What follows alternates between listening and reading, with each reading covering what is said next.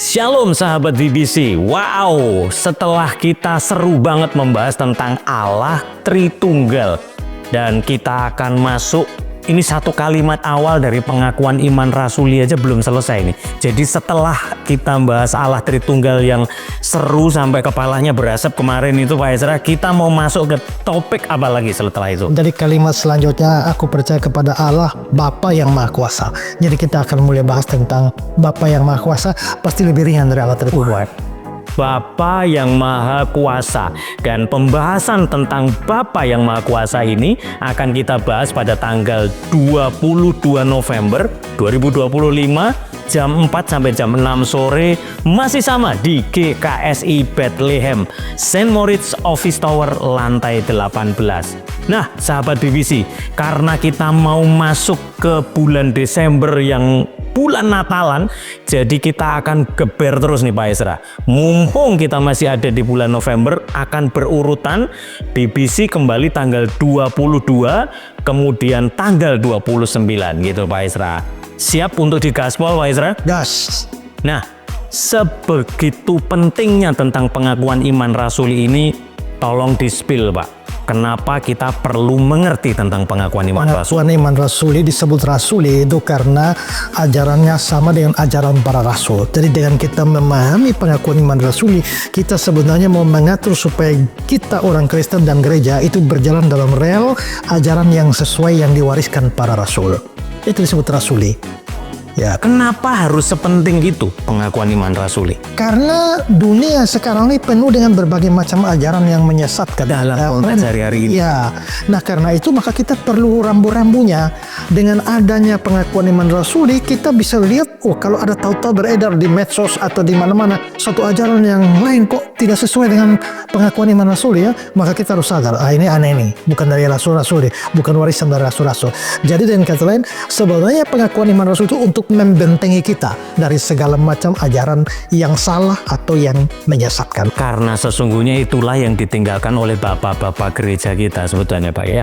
Wow, tahan dulu Pak Ezra, karena sebegitu pentingnya tentang pengakuan iman rasuli. Jadi buat sahabat BBC dan teman-teman yang rindu, haus untuk belajar, hanya buat Anda yang masih merasa perlu belajar Alkitab.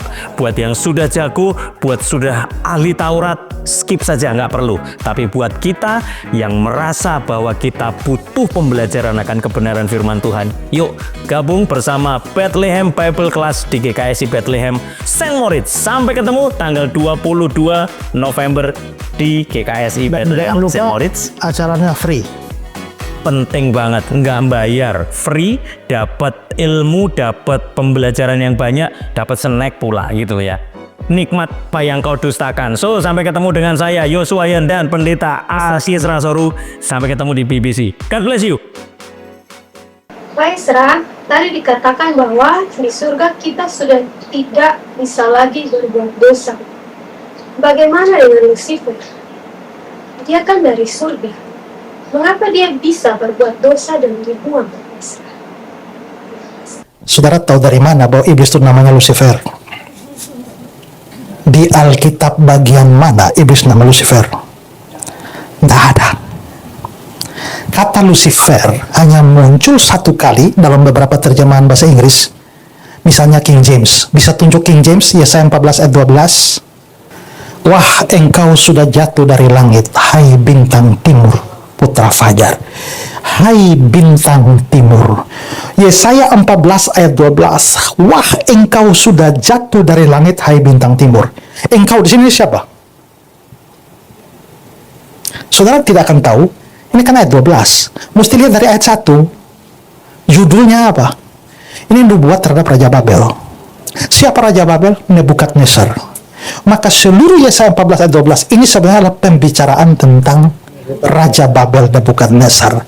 Dia kan raja hebat, tapi Tuhan hancurkan dia dan jatuhkan dia kan. Wah, engkau sudah jatuh dari langit. Kalau Nebukadnezar masuk di langit, ini bahasa puisi kawan. Ya kan? Nah, aku menggantungkan cita-citaku setinggi langit. Kan bahasa puisi itu. Wah, engkau sudah jatuh dari langit, hai bintang timur. Ke King James-nya. How art thou fallen from heaven, oh Lucifer. Berarti Lucifer itu siapa? Bintang timur. Ya, Lucifer itu artinya apa sih? Pembawa terang. Wahyu 22 ayat 16. Aku Yesus telah mengutus malaikatku memberi kesaksian tentang semua ini bagi jemaat-jemaat. Aku Tunas keturunan Daud.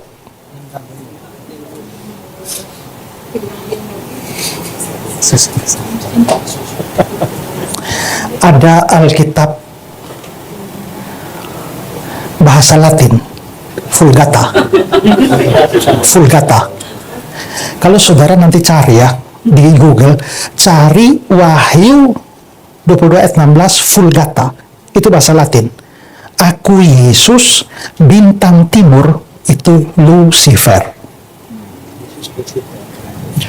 Jadi pertanyaan saya begini, siapa yang angkat iblis jadi Lucifer? Itu kesalahan abad 4 oleh seorang yang namanya Hieronymus, yang menafsirkan bahwa bintang timur di Yesaya 14 ayat 12 itu adalah ini. Tapi itu secara konteks salah. Itu sebenarnya menuju pada Nebukadnezar Raja Babel. Tapi itu menyebar ke seluruh dunia, hampir seluruh dunia, 99,9% percaya itu adalah iblis. Masalahnya kok Yesus bilang, aku bintang timur, Alkitab Vulgata bahasa Latin, aku Lucifer. Jadi Pak, sampai jumpa nanti. Ya, baik, shalom saudara-saudara yang terkasih dalam Tuhan Yesus. Beberapa waktu yang lalu saya sudah menginformasikan kepada saudara-saudara juga lewat tayangan video dari Desa Bioba di Kabupaten Kupang bahwa saya, Pendeta Esra Soro, bersama dengan Yayasan Karya Bakti Esra Soro dan juga GKN Revival Kupang itu mempunyai sebuah beban pelayanan dan proyek pelayanan di Desa Bioba, wilayah Amfoang, Kabupaten Kupang, di mana di sana kami membangun sebuah sekolah yang berasrama dan juga membangun satu gedung gereja untuk tempat beribadah dari jemaat di sana. Dan puji Tuhan bahwa gedung sekolah tersebut sudah selesai dibangun dan sekarang sudah dipakai, yang dipimpin oleh Bapak Pendeta Daniel Sobekom.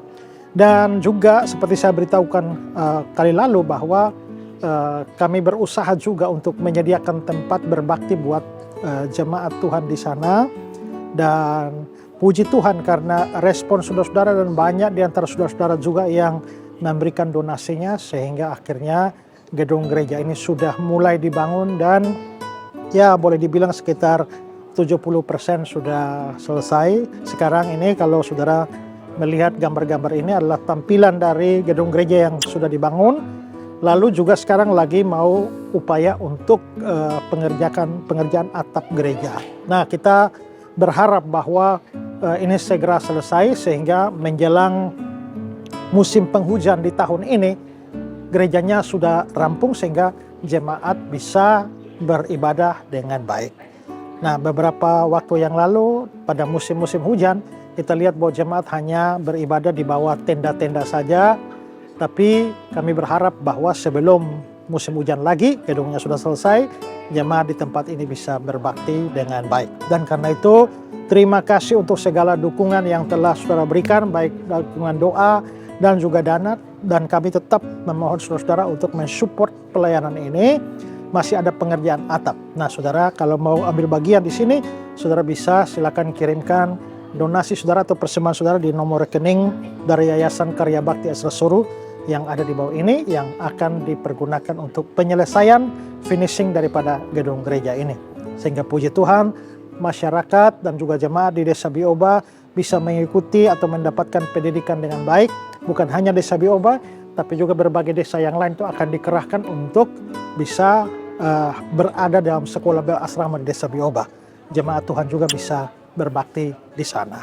Nah, itu saja ucapan terima kasih dan tetap berharap dukungan baik saudara-saudara semua, bukan untuk kepentingan 1-2 orang, tapi kepentingan umat Tuhan di Desa Bioba. Tuhan Yesus memberkati.